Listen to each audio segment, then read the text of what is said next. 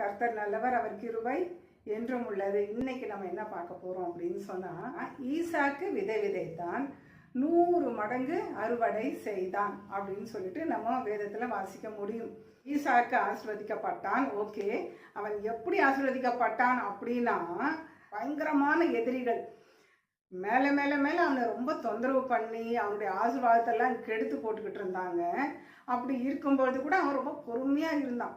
ஆனாலும் தேவன் அந்த பெலிஸ்தியர் மத்தியில், அந்த பெலிஸ்தியர்கள் கண் பார்க்கும்படியாய் அவனை 100% ஆசீர்வதித்து உயர்த்தினார். அதே போல் நீங்களும் தாழ்மையோடு, அன்போடு, பொறுமையோடு, பெற்றவங்களுக்கும் பெரியவங்களுக்கும் கீழ்ப்படிஞ்சு நடக்கும்பொழுது நிச்சயமாய் கர்த்தரும் உங்கள் சத்துருக்களுக்கு முன்பாக உங்களுக்கு ஒரு பந்தியை ஆயத்தப்படுத்தி உங்கள் தலையை எண்ணெயால் அபிஷேகம் பண்ணி உங்கள் பாத்திரம் நிரம்பி வழியும்படி செய்வார். ஆமேன்.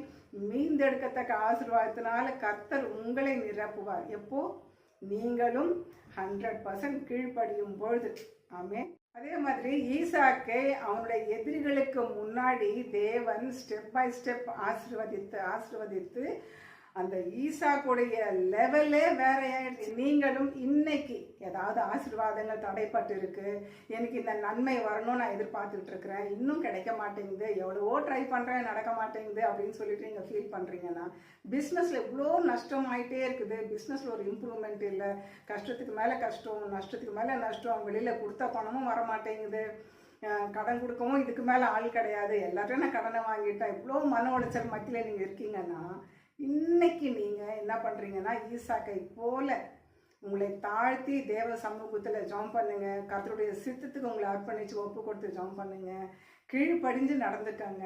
இன்னைக்கு நீங்கள் எதிர்பார்த்து காத்துக்கிட்டு இருக்கிற ஆசீர்வாதங்கள், அதாவது சம்பள உயர்வு, ஜாப் டிரான்ஸ்ஃபர், வீடு வாங்கணும், திருமணம் ஆகணும், குழந்தை பிறக்கணும், அல்லது எஜுகேஷன் விஷயம், அல்லது வேற உயர் படிப்பு, அந்த மாதிரி எந்த ஒரு காரியம், குழந்தை பாக்கியம், இப்படி ஏதாவது உங்களுக்கு ஒரு மன உளைச்சல் இருக்கும். ஐயோ இது கிடைச்சா நல்லா இருக்குமே, இவ்வளோ நாள் நான் காத்துட்டு இருக்கிறேன்னு, இன்னும் இது ஒன்றும் சரிப்பட்டு வர மாட்டேங்குது, கிடைக்க மாட்டேங்குது, வாய்க்க மாட்டேங்குது, எவ்வளவோ உழைக்கிறேன், கையில் காசு நிற்க மாட்டேங்குது, ஒரு பிரயோஜனமும் இருக்க மாட்டேங்குது, என்னால் எதுவுமே சேர்த்து வைக்க முடியல, மிச்சம் பிடிக்க முடியல அப்படின்னு சொல்லிட்டு ரொம்ப வருத்தப்படுறீங்களோ?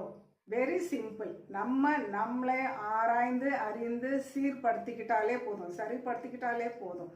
தேவன் இருதயத்தை ஆராய்ந்து அறிந்திருக்கிறார். ஐயோ என் பிள்ளை எவ்வளவோ மாற்றங்கள், எப்படி இருந்த பிள்ளை எப்படி ஆயிடுச்சு பாருங்க, எவ்வளோ மோசமான ஆட்டிடியூட், எவ்வளோ மோசமான கேரக்டர், யாரை பார்த்தாலும் எதிர்த்து பேசுறது, கெட்ட கெட்ட வார்த்தை பேசுறது, எவ்வளோ அடிமைத்தனம், எவ்வளவோ அவங்க அம்மா அப்பாலாம் சொல்லி சொல்லி பார்த்துட்டு திருந்தாத ஒரு ஜென்மம், இப்போ எவ்வளோ மாற்றம் இவங்களுக்குள்ள, ஒரு கெட்ட பழக்கமும் இல்லை, கீழ்ப்படிஞ்சு இவ்வளோ தாழ்மையா, இவ்வளோ அன்பா, இவ்வளோ பொறுமையா, இவ்வளோ சாந்தமா இருக்காங்களே, கண்டிப்பா ஆசீர்வதிப்பேன் அப்படின்னு சொல்லிட்டு கர்த்தர் சொல்றாரு.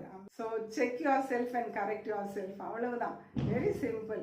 நீங்க உங்களுக்குள்ள ஒரு பெரிய மாற்றம் உண்டாகும் போது உங்க லைஃபை கர்த்தர் மாற்றி ஆசீர்வதிப்பார். We have to correct our self. சரி, நீங்க அப்படி இல்லைன்னு நான் நினைக்கிறேன். ஒரு வேளை அப்படி இருந்தா மாத்திக்கலாம். ஆமேன். ஸோ தான் வாழ பிறரை கெடுக்கக்கூடாது இல்லை, அதை தான் நான் சொல்கிறேன்.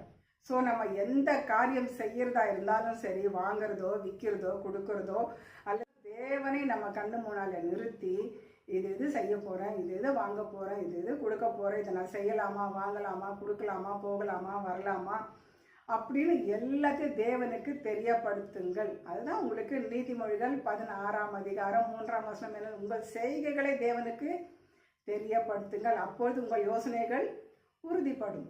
ஆமீன். அப்போ அதில் ஒரு கன்ஃபர்மேஷன் இருக்கும், தேவன் உங்களை அழகாக லீட் பண்ணுவார். ஸோ நீங்கள் எந்த காரியம் செஞ்சாலும் இந்த மாதிரி ட்ரை பண்ணுங்க.